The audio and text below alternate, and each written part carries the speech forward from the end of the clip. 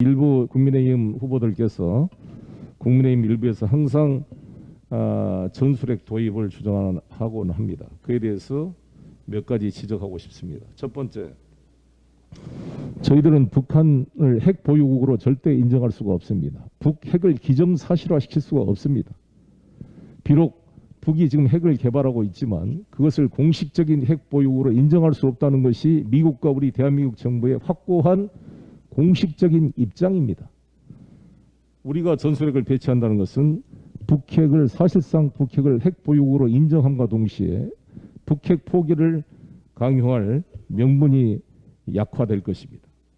두 번째, 전술핵이라는 것은 실용 가능한, 사용 가능한 핵을 전제하는 것입니다. 말 그대로 히로시마와 나가사키에 핵이 투여된 이래 다시는 핵을 인간한테 쓰면 안 됩니다. 이게 인류 사회의 공동된 합의라고 봅니다. 그런데 전술핵이라는 것은 전략핵의 폭발 강도를 약간 낮춰서 야포로도 쏠 수 있게 만들어 실제 사용 가능한 핵 전쟁을 염두에 둔 것이고 핵군비 경쟁을 초월할 수 있는 매우 위험한 일입니다.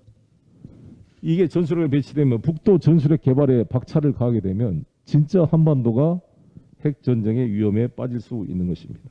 세 번째, 국민의힘 후보들이 나토식 핵 공유를 주장하는데 나토도 최종 핵 사용 결정 권한은 미국에 있습니다. 핵 사용 결정권을 나토와 공유하는 게 아닙니다. 만약에 나토와 공유한다면 NPT 위반입니다. 핵 확산 금지 조약을 위반한 것이기 때문에 나토가 스스로 NPT 조항을 위반한 자기 모순이 되는 것입니다. 그래서 핵은 최종적으로 결정권은 미국에 있습니다.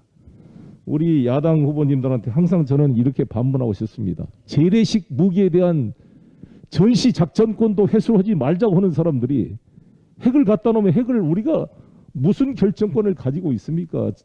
재래식 무기에 대해서도 전시 작전권을 가져올 생각을 하지 않고 있는 야당 후보들이 우리가 결정할 수도 없는 전술 핵을 한반도에 갖다 놓고 우리의 의견을 듣는다고 하지만 최종 결정권은 미국에 있은 이 핵무기를 갖다 놓는 것이 과연 맞는 것인가?